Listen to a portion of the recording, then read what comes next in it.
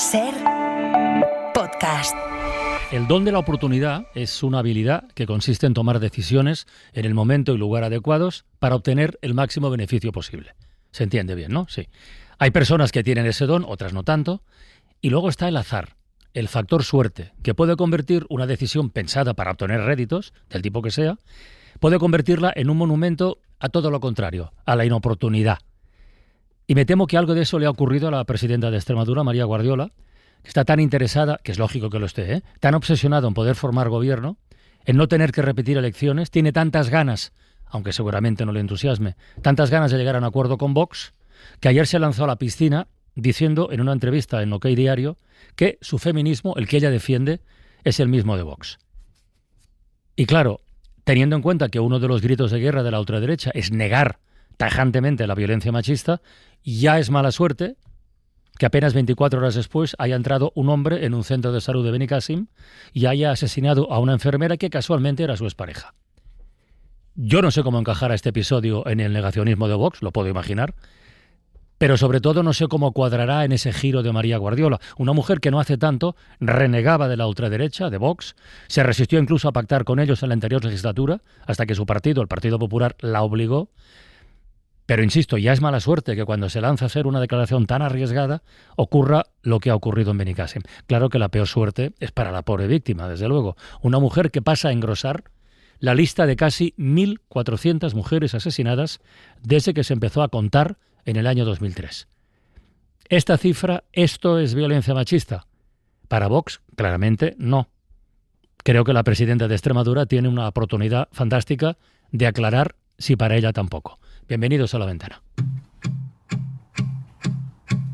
Do you hear me talking to you across the water, across the deep blue ocean, under the open sky? Oh my baby, I'm trying. Boy, I hear you in my dreams. I feel you whisper across the sea. I keep you with me in my heart. You make it easier when life gets hard. Lucky I'm in love with my best friend. Lucky to have been where I have been. Lucky to be coming home again.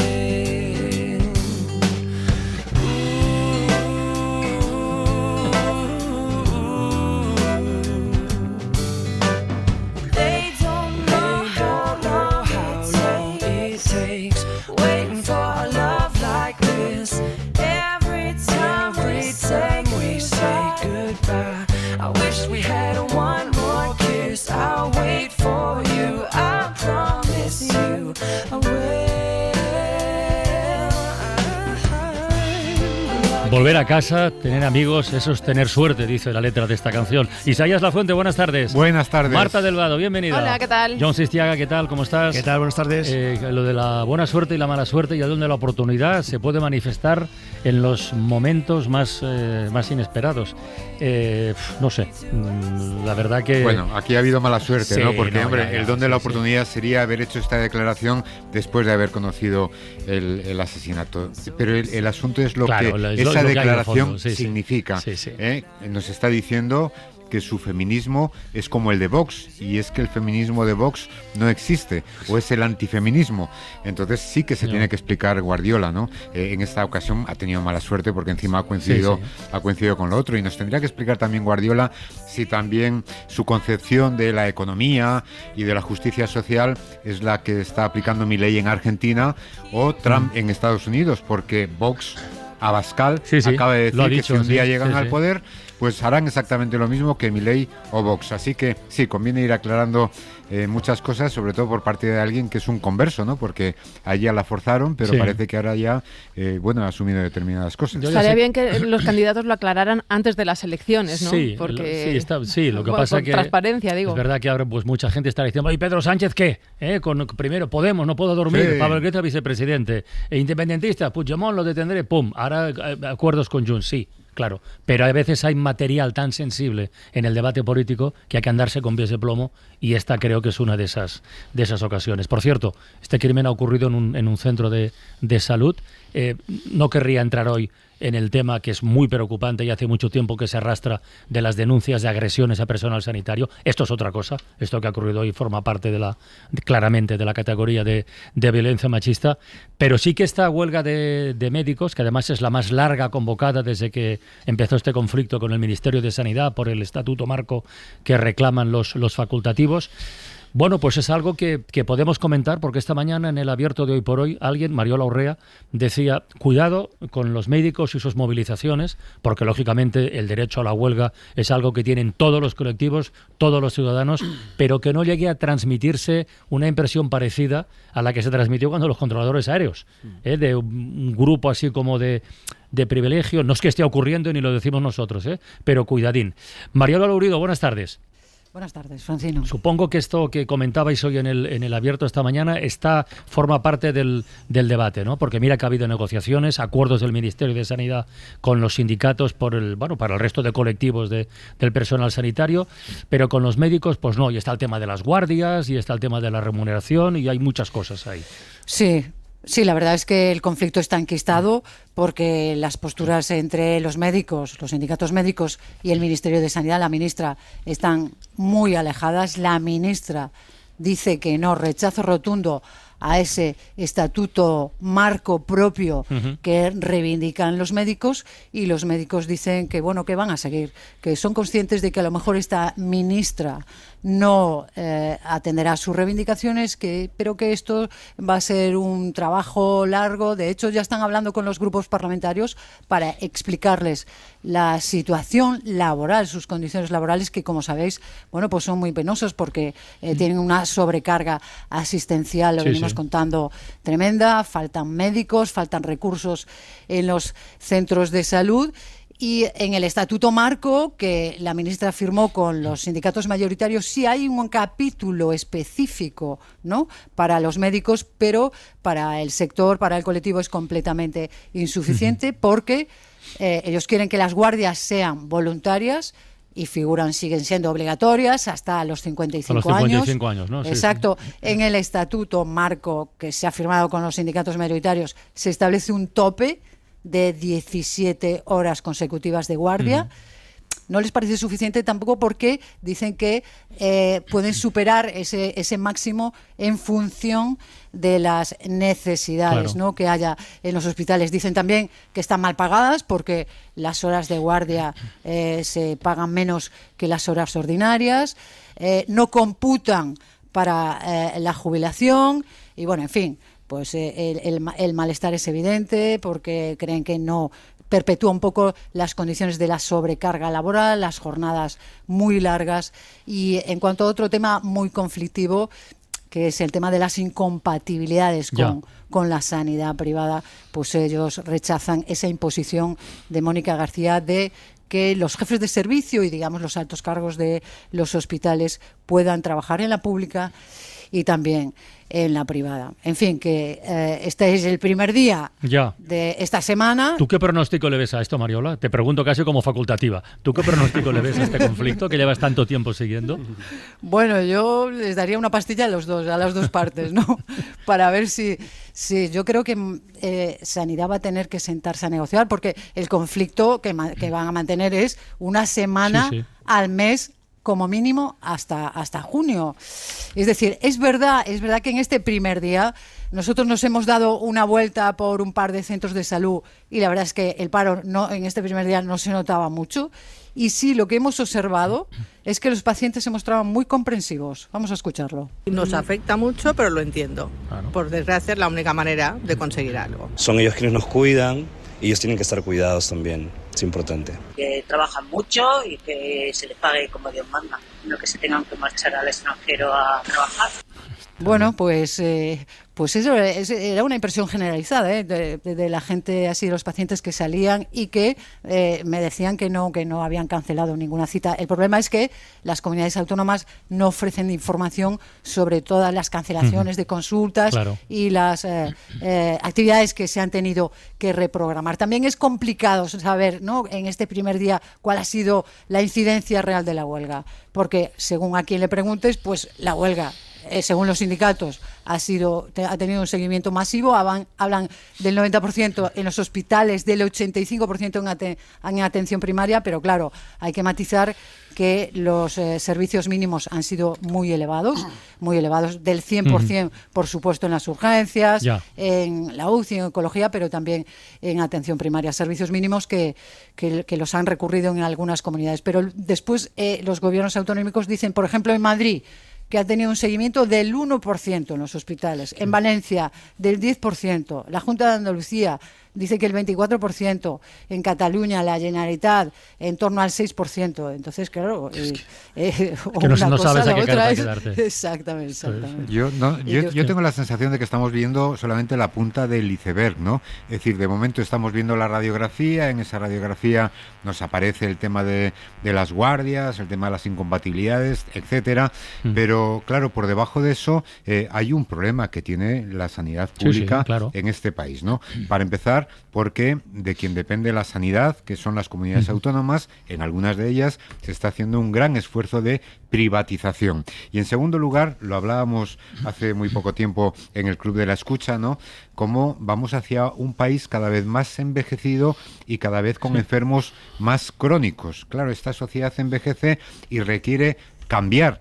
Y resulta que ese cambio no se produce, y es que además, aunque se produzca, no tenemos los recursos humanos como para afrontarlo. Entonces yo creo que estamos ante un problema de gran envergadura, ¿eh? Igual que el accidente de Córdoba. Problema estructural. Nos ha permitido ver que efectivamente hicimos un gran esfuerzo con los medios de transporte, con el AVE en nuestro país, pero claro, una cosa es construirla y otra cosa después es mantenerla. Exacto. Pues aquí construimos la joya de la corona, que fue la sanidad pública de la que ahora disfrutamos, y ahora hay que mantenerla. Y yo creo que eso requiere una serie de retos que van más allá de si en este caso se llega o no se llega a un acuerdo.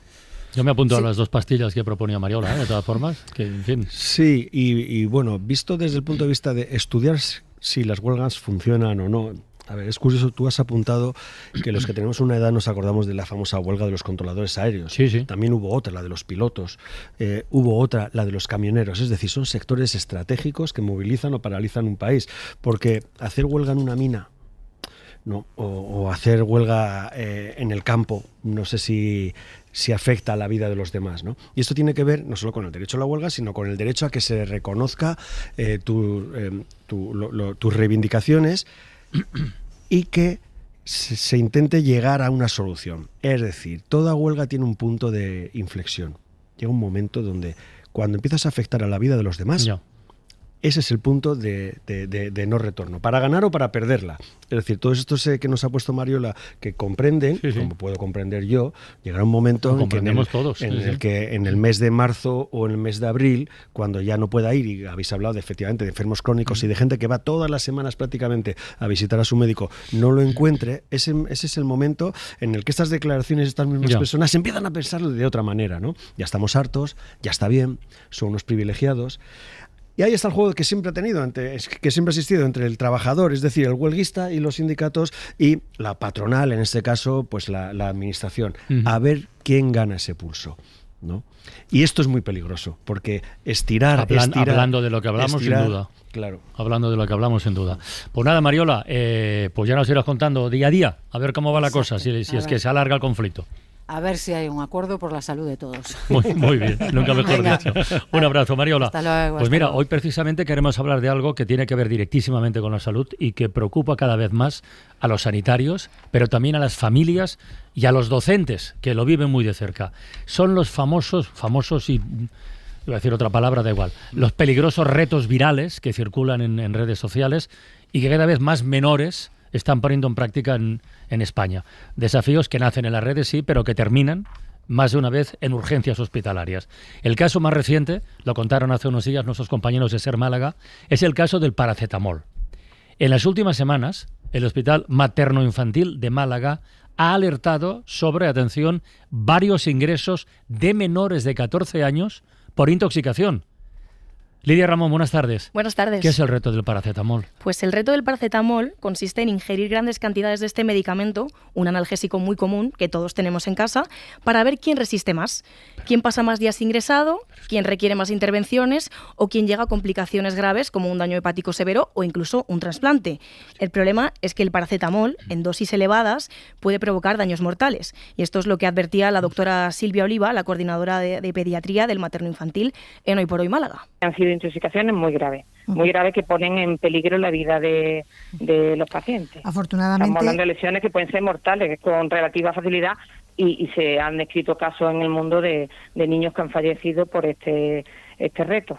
Estamos hablando de niños de menores de 14 años que han ingerido, para que os hagáis una idea, 10 gramos de paracetamol, 10 pastillas. 10 pastillas, ¿no? 10 pastillas. Entonces, claro, los efectos en su mayoría son vómitos intensos, dolor abdominal y malestar general. No ha habido un volumen masivo de ingresos, pero los médicos, como la pediatra Davinia, insisten en que esto no es un juego. Y como médico, pues me indigno, y me indigno mucho, porque veo tanta gente luchar por enfermedades y querer mucho su vida, que cuando malgastamos la nuestra en cosas absurdas como este tipo de retos, pues me repatea. Así que, por favor, adolescentes, adultos, padres, tíos, hermanos, todos, pongamos un poco de sentido común y no hagamos de esto un juego. Y este caso... Palabras tan sabias, joder. Sí, es que es tal cual. O sea... Pero el problema es que esto del paracetamol es solo un ejemplo. Os he traído más retos virales, sí, para que veáis un poco. Sí. El siguiente, parecido a este, está el reto del medicamento más fuerte, que consiste justo en eso, en ingerir la mayor cantidad posible del medicamento más fuerte que tengas en casa. Cuidado con esto de que tengas en casa. Esto hay un toquecito de atención para todo el mundo. Cuidado Adultos, con lo que tenemos y dónde está guardado, porque en julio de 2025 hubo un menor hospitalizado en una UCI de la Comunidad Valenciana por sufrir una grave intoxicación. En este caso consumió varias pastillas de un medicamento indicado para una dolencia neurológica, entonces eso le provocó una alteración importante de la conciencia y acabó teniendo un accidente. Así es como la familia se enteró de lo que le había pasado. Es que habrá que poner bajo llave esas cajas que tenemos todos, el botiquín o lo que sea en casa. Bueno, lo que pasa es que tenemos... Bueno, hay que tenerlo, manténgase fuera del alcance de los niños. Niños sí, pero ya un chaval de 12, 13, 14 años... No, pero claro, pero es que si retiras esto y encierras bajo llave el botiquín, después el reto será tomar Fairy o beber lejía. No, ahora vamos con el siguiente, que nos requiere un medicamento que puede pasar en el colegio, que es otro que ya advirtió la Sociedad Española de Urgencias de Pediatría, que es el Superman Challenge. Es un vídeo viral que ellos graban en el que está el niño en cuestión, está levantado por otros haciendo la figura de Superman cuando vuela y entonces luego lo lanzan al aire, lo sueltan y claro, eso pues tiene riesgo de lesiones. Las consecuencias pues pueden ser claras, caídas violentas, fracturas, hasta conmociones cerebrales. Así lo explicaba enfermero Jorge Ángel en TikTok. Cuidado con el Superman Challenge porque es peligroso e incluso puede ser mortal. Pues bueno, si tienes suerte caes de pie y jaja, no ha pasado nada. Pero te puedes romper una muñeca o se puede producir un traumatismo craneoencefálico. Imagínate que te golpeas con la cabeza o con la nuca, con una mesa o con el suelo. Cuidado con estas cosas, de verdad, no merece la pena. No merece la pena. No, desde luego que no. Y otro que recordaréis de este verano... Cristian, que no te desesperes, que te voy a hacer así con la cabeza. No, pero es desesperante, ¿eh? Bueno, es desesperante. Es decir, que mi hijo tiene 13 años, es decir, y este reto del paracetamol es de menores de 14 años. O sea, ¿en qué momento alguien de la edad de mi hijo puede pensar que esto es gracioso o que al menos es gracioso ver a otros que lo hagan, ¿no? Que seguramente son los panolis, porque el que lo piensa y el que lo viraliza y el que se lo pide a los demás sabe que él no lo va a hacer porque es peligroso y se lo está pidiendo a otros que lo hagan, ¿no? Y que lo hacen pues por lo que sea, porque se ven obligados o porque quieren tener una especie de pertenencia o mejor lugar en ese grupo, en esa clase, ¿no? Y bueno, pues no sé muy bien... Hombre, no, en términos técnicos es que el problema no es la edad, el problema es la gilipollez. Claro. Entonces, claro, y oye, por fortuna no estamos hablando de cosas masivas. No todos nuestros adolescentes se dedican a hacer estas tonterías jugando con su vida, ¿no? Pero efectivamente, quienes se dedican, yo creo que no tiene que ver con la edad, tiene que ver con otras cosas que son muy difíciles de combatir. Y también del conocimiento de cómo funciona el algoritmo, ¿no? Lo que decimos siempre de la alfabetización digital es que hay que explicar explicarle desde el minuto 1 a todos los chavales que las plataformas están diseñadas para retener su atención y que esto que ellos ven como una tendencia, un challenge, al final es una burbuja artificial que fomentan estas plataformas. ¿Esto las plataformas lo retiran o hacen Eso algo? es. Yo he estado buscando antes, por ejemplo, para ver si veía un vídeo del Superman Challenge, y lo que me devuelve TikTok es, al meter ese nombre al buscador, dice: tu seguridad importa, algunos retos en línea pueden ser peligrosos, lesivos o incluso falsos. Aprende a reconocer los retos que pueden causar daños para proteger tu salud y tu bienestar. Que por lo menos no nos lo devuelve. Pero a veces... Pero no te da acceso. No, aquí no los puedes ver. Bueno, una vez el algoritmo detecta que está, lo retira, pero ha habido casos de a veces que sí que están o están durante un tiempo, que eso es lo que permite que la bola se haga más grande. Claro. Por ejemplo, o le cambias una letra o le añades un número y vuelve a estar ese reto ahí, ¿no? Eso es lo que pasa, por ejemplo, cuando buscas porno. El porno obviamente no te deja ponerlo, pero si tú pones no porn, que estás alterando las letras, ya te salen cosas. Y el último reto, el que quería hablaros, que seguro que recordáis de este verano, es el de las piscinas. Este verano diferentes piscinas municipales tuvieron que cerrarse temporalmente por un desafío viral en TikTok, que era defecar en una piscina. Por supuesto que hacerlo es malo para la salud, ya que se pueden transmitir muchas enfermedades por las heces: salmonela, hepatitis A, rotavirus, norovirus, pero es que encima es desagradable. Claro, más allá de la gamberrada, decía Jorge Ángel, es que el problema es el riesgo sanitario al que nos enfrentamos si estamos en ese agua contaminada, y aparte el coste económico, porque esa piscina hay que vaciarla, hay que limpiar el agua y volverla a llenar. Cóbraselo al crío y ya verás cómo no lo vuelve a hacer. A los padres del crío. Sí. Bueno, sí, él no creo que tenga solvencia, pero los padres seguramente sí. Lidia, muchísimas gracias. Gracias. Joder. Si nos falta el calor, ¿quién abrigará este viaje? Si nos falta el pan, ¿qué nos dará las fuerzas? ¿Quién nos dará esperanza? ¿Quién todos los motivos para apretar los puños y deshacer la piedra de este muro? ¿Os acordáis dónde aparece esta canción, verdad? En Los Márgenes, una película magnífica que habla del problema, del drama de los desahucios, porque el acceso a la vivienda sigue siendo uno de los principales problemas en nuestro país, y ahí, claro, hay grados, hay escalas, ¿no? Lo que parece una cosa muy curiosa y muy llamativa y muy fea, además. Lo que para millones de personas tener un hogar es un derecho fundamental, para otros, en este caso los grandes fondos de inversión, bueno, pues es un negocio, un activo financiero más que se incluye en una hoja de Excel.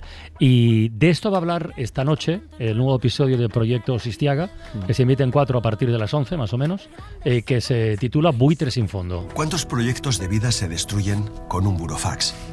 Esa fría notificación para que te vayas. Que hay un nuevo dueño, una nueva propiedad, ese eufemismo. Y que no le importas, que no le interesas, que le estorbas. Que un fondo buitre quiere tu casa o tu negocio, aunque lleves toda la vida, aunque pagues religiosamente, aunque saludes por su nombre a todos los del barrio y ellos a ti. Todas estas personas somos nosotros, porque a cualquiera le puede tocar. Y ya no podremos ir a comprar cómics donde Jesús, ni mandar a nuestros hijos a la escuela de música de Patricia y Nidia. Ya no existe la carnicería de David y Mariano, ni el puesto de José Luis, ni la frutería de Estrella o la peluquería de Lola. Ya no habrá productos de temporada en la cooperativa Ecosol del barrio de Tetuán, porque a todos ellos los han comprado y los han echado. Y a nosotros, de alguna manera, también.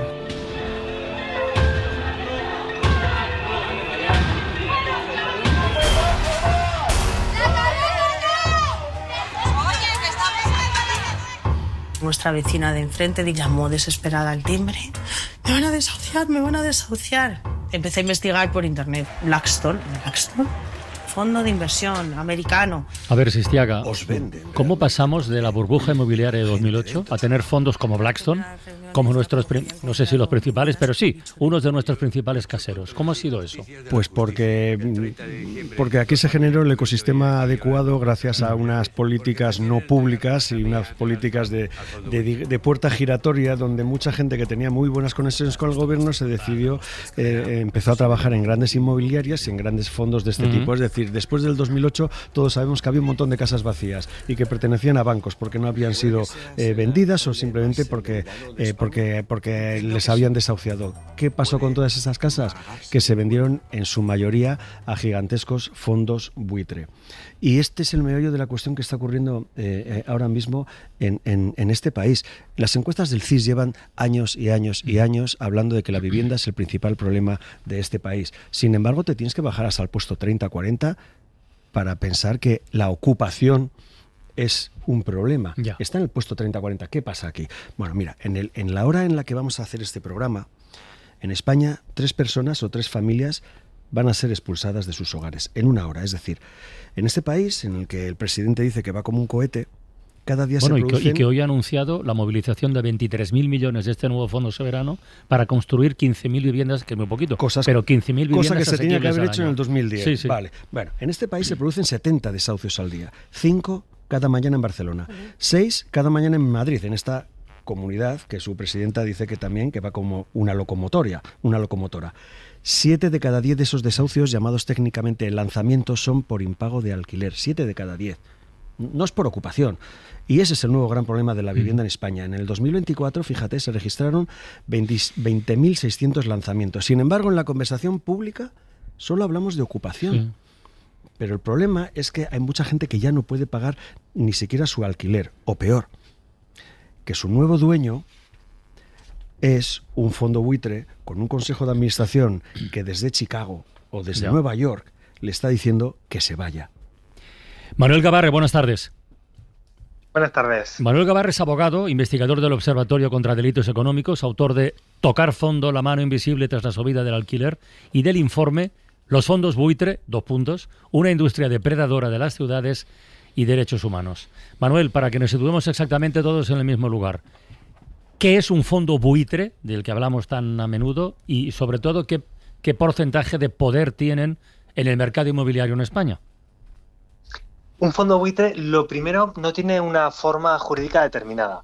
Por ejemplo, Blackstone es una sociedad cotizada en bolsa y Cerberus, el otro gran fondo que ha invertido en España, es una sociedad limitada. Lo que caracteriza a los fondos es que invierten grandísimas cantidades de dinero en sectores donde van a ganar muchísimo dinero en muy poco tiempo. ¿Y por qué van a ganar tanto dinero? Porque son fruto de decisiones políticas, como la venta de la vivienda de las entidades bancarias rescatadas en España. Entonces, estos fondos, Lone Star, Cerberus y Blackstone, en solo 6 operaciones compraron más de 400.000 viviendas.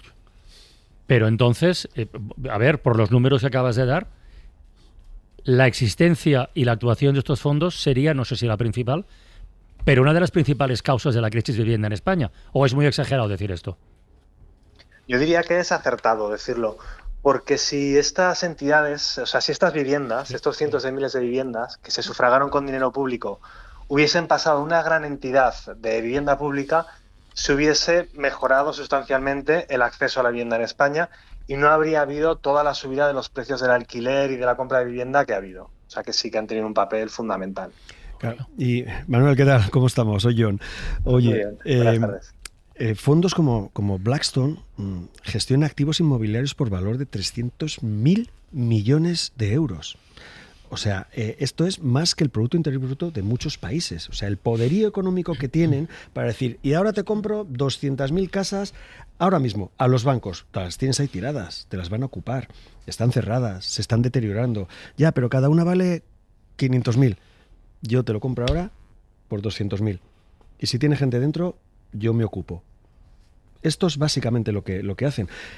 Comprar, vender rápidamente, y es lo que en sus libros Manuel le llama fondos oportunistas, ¿verdad?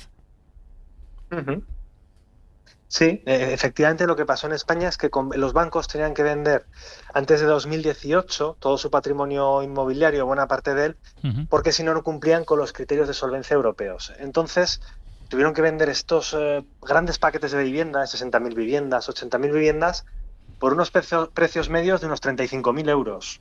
Fijaros lo que puede valer ahora una vivienda. Entonces, los fondos, claro, aprovecharon esta oportunidad y han obtenido un lucro enorme en periodos muy cortos en España.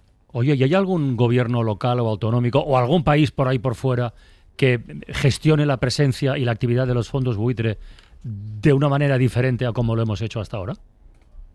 Sí, sin duda. Por ejemplo, en Dinamarca promulgaron la ley anti-Blackstone, que era una ley precisamente, la llamaba así el ministro de Vivienda y la llamaba así la presidenta, que era precisamente para disuadir a que los fondos invirtiesen en vivienda en las grandes ciudades, en la gran ciudad danesa, en Copenhague. Lo mismo en los Países Bajos.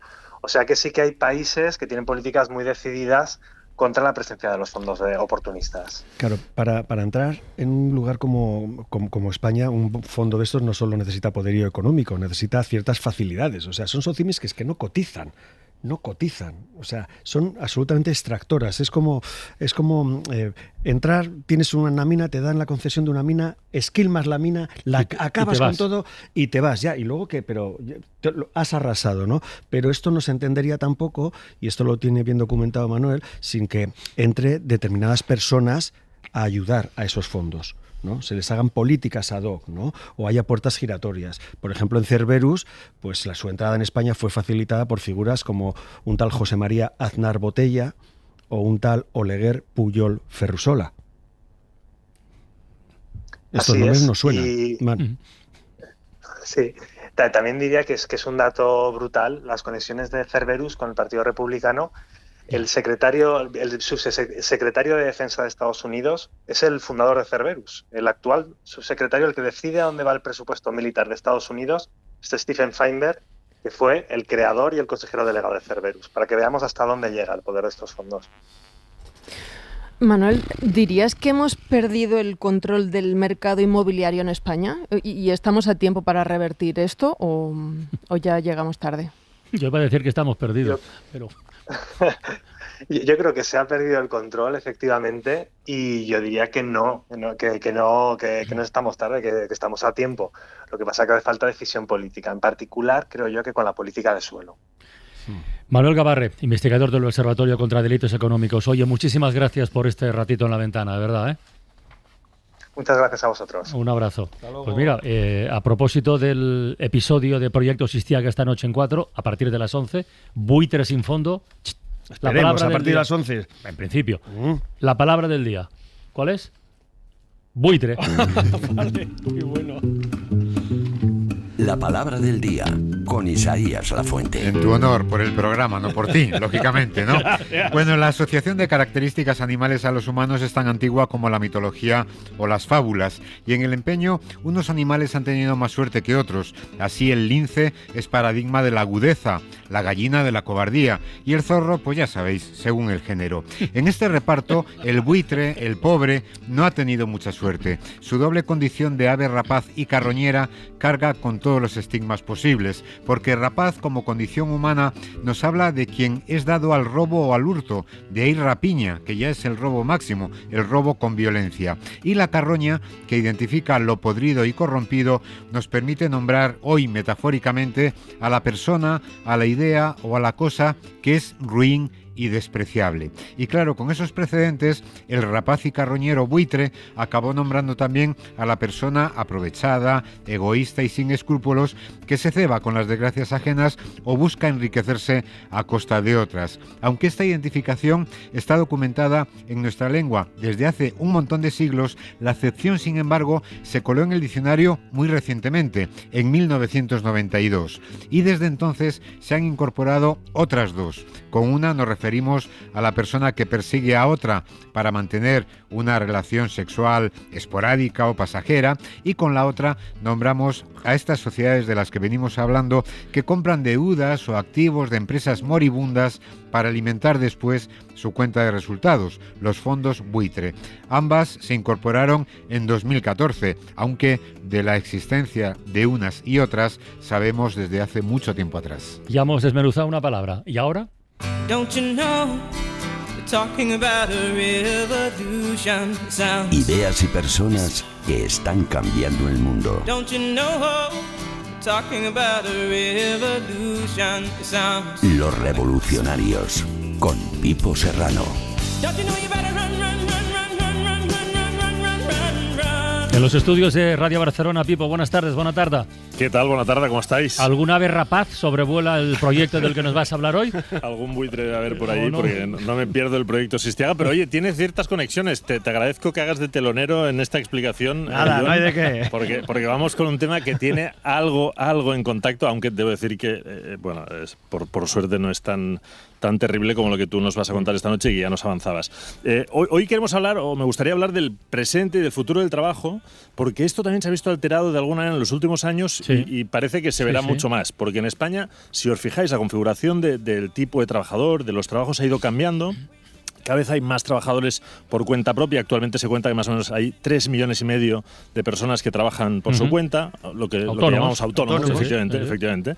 Y esta cifra crece y crece, pero sus hábitos y sus formas de encajar en la sociedad van cambiando, van mutando. Algunos de ellos han dejado de buscar oficina propia, han optado por compartir. Su vivienda profesional. Bueno, muchos es su vivienda, efectivamente. Otros van al coworking. Hay una serie fantástica, cuando escribía esto lo pensaba, se llama We Crashed, que tiene que ver con una de estas compañías de coworking, que es WeWork, y es increíble, os la recomiendo. Pero bueno, coworking es algo que utilizan mucho. Se calcula que hoy más o menos el 10% de todas las oficinas en Barcelona, Madrid, son espacios de coworking, pero que en el 2030, o sea, en 4 años, que parece lejos, pero dentro de 4 años, supondrán un 30%. O sea, que es una locura. Con los precios de todo, claro. Efectivamente. Y esto parece que un poco tiene esa similitud de alquiler de habitaciones en la vivienda, que se va empobreciendo, y en el trabajo ya no puedes comprarte o tener una oficina o un local para llevar a cabo tu negocio. Bueno, pues, ¿qué pasa con esos otros profesionales que no ejercen su trabajo con un ordenador? O sea, por ejemplo, un peluquero. ¿Cómo se lo hace si no se puede montar su local? O un carpintero, o un mecánico. Pues bueno, nuestra revolucionaria de hoy ha querido buscar una solución para todos ellos y para muchos otros. Así que ficha técnica y os la presento.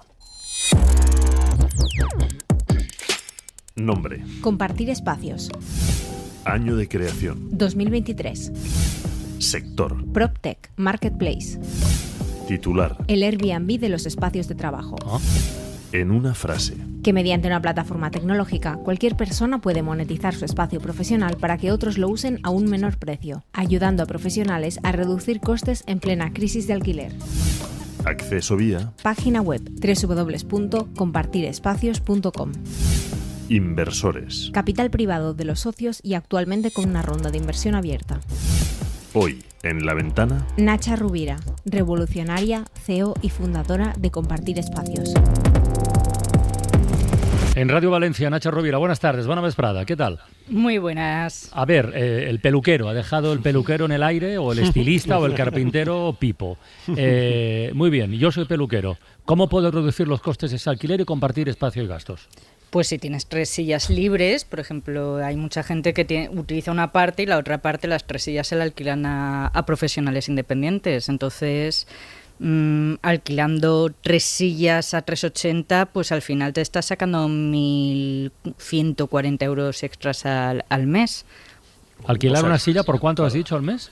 Más o menos. Bueno, tenemos de todo, dependiendo del barrio, la ciudad, pues tenemos desde 300 a 550, 650. Y yo, si quiero cortar el pelo a Sistiago, lo llevo del bracito a la peluquería, a la silla que tengo alquilada, y ahí se lo puedo hacer. Bueno, sí, al final es más barato alquilar una silla y atender a tus clientas dentro de una peluquería que montarte todo el chiringuito. Pero con un corte de pelo no te sale rentable, Francino. No, tienes que estar allí trabajando todos los días claro. Y alquilando esa silla, ¿no? Bueno, Imagino. Claro, entiendo que tú tienes tu peluquería, dices, oye, la he empezado a montar, tengo 6 butacas, todavía no las lleno, pues oye, una de ellas o 2 las alquilo por horas, por días, por semanas o por media jornada a Nacha o a Francino, que ahora es peluquero, y que va a venir todas las mañanas a cortar a John, que es presumido y le gusta estar impecable. Y vuestra plataforma, Compartir Espacios, lo que hace es poner en contacto a este que acaba de abrir la peluquería y a otro que no tiene peluquería propia pero quiere trabajar y no puede alquilar una, ¿no? Es eso. Claro. Bueno, tenemos de todo, desde galerías de arte que tienen un alquiler arriba y lo quieren alquilar, boxes dentales ¿Boxes dentales? Boxes dentales. Sí, hay mucha gente que necesita hacer cirugías en distintas ciudades, entonces es mejor alquilar directamente un box dental que montarse una clínica. Claro. Qué bueno. Plataformas elevadoras, cada día nos cuelgan cosas que ONGs que quieren compartir el local, inmobiliarias, al final es Pero esto una sobre forma. todo, Nacha, esto está bien para alguien que empieza, ¿no? O no, bueno, o sea, no sé, yo que sé, sales de la academia, eres peluquero, no sé, maquillador, estilista, lo que sea, y no tienes pasta para comprarte para alquilar un local y ponerte ya, pero para arrancar, o artesano, para arrancar y para sí. además irte, no sé, bueno, cogiendo experiencia, alquilar solo esa silla, entiendo.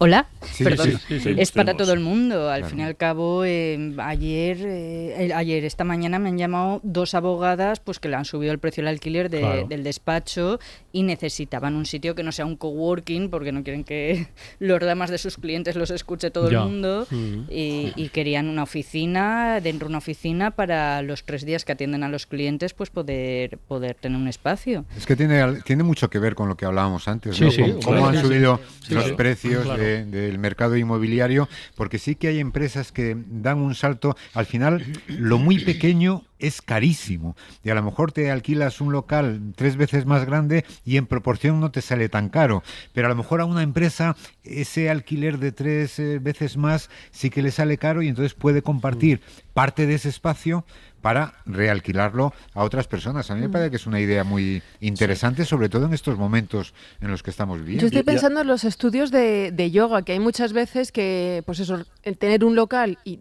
para poner clases de yoga todas las horas del día no es rentable, pero entonces a lo mejor si tú das 2 clases por la mañana, pero otra profesora las puede dar 2 a mediodía. O de pilates, o de danza, o de lo que sea. Pero entonces, Nacha, te lo pregunto desde el puro desconocimiento, ¿hay fiebre de esto en España? Quiero decir, es un iba a decir un negocio, una práctica que va a más. Hombre, estamos ahora y totalmente orgánico en 61.000 visitas mensuales. Hola. Ostras, qué barbaridad. ¿Qué es lo más raro que os han ofrecido o que habéis compartido en vuestra plataforma? Castillos. ¿Cómo castillos? ¿Pero castillos de verdad?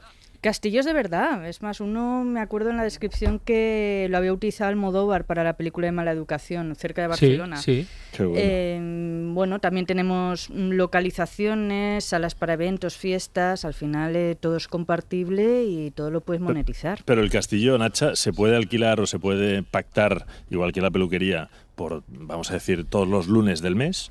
¿O todas las mañanas? Es decir, eso ya es un pacto entre las partes, ¿no? Vosotros hacéis de intermediario y luego las partes llegan a su acuerdo. Claro, esto, a ver, al final es como compartir piso, ¿no? Necesitas a alguien con el que tengas ese feeling que sepas que le vas a dejar tu negocio a gusto y que podéis convivir a gusto, ¿no? Entonces, nosotros lo que proporcionamos son los clientes, no hay espacio que no dure más de 3 meses, va a depender un poquito de los astros, porque hay veces que te piden un montón de un tipo de espacios, luego de otros, pero en definitiva es una forma de poder ejercer tranquilamente y teniendo en cuenta que desde el 2020 el coste de vida ha subido un 66%, pues es una solución. Nacha, ¿y cómo se paga esto? Vamos a lo... ¿Cómo se puede hacer esto? Nada, una suscripción, a partir de ahí tenemos la de 39,90 trimestral o 89,90 anual. Y a partir de ahí te empieza a llamar ya la gente y tú eliges quién es tu compañero de trabajo ideal. Pero ¿Y quién la paga? Sí, eso es lo que... ¿El que ofrece o el que caza, vamos a decir? El que ofrece un espacio. Claro, el que ofrece un espacio, vale. El peluquero. Exacto. Que alquila su silla. Interesantísimo. Joder, Nacha Rovira, CEO y fundadora de Compartir Espacios. Gracias por asomarte a la ventana, ¿eh? Gracias a vosotros. Joder, qué bien.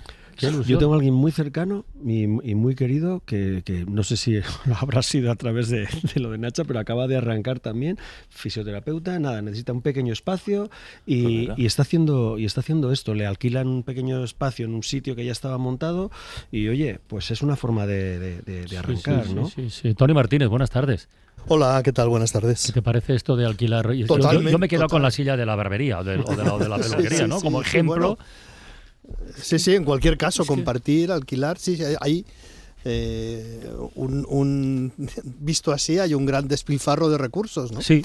O visto de otra manera, se puede aprovechar mejor los recursos a los que no damos importancia. Otra cosa es compartir la vivienda, fenómeno que también, aunque sea por fuerza... No, pero ya trajo Pipo a otro revolucionario que compartía los coches. Sí, Pipo, sí, es verdad. Lo que no y la vivienda, en cierta manera, se comparte en periodos vacacionales, por ejemplo. Sí, es decir, que hay plataformas en las que tú puedes ir a la vivienda de alguien, a la vivienda habitual de alguien, a cambio de que que alguien venga a la tuya. ¿No? Hay cosas que no se pueden compartir. Ahora nos sobran 5 micrófonos aquí, pero no podría venir alguien a hacer un programa porque sería un... Es verdad.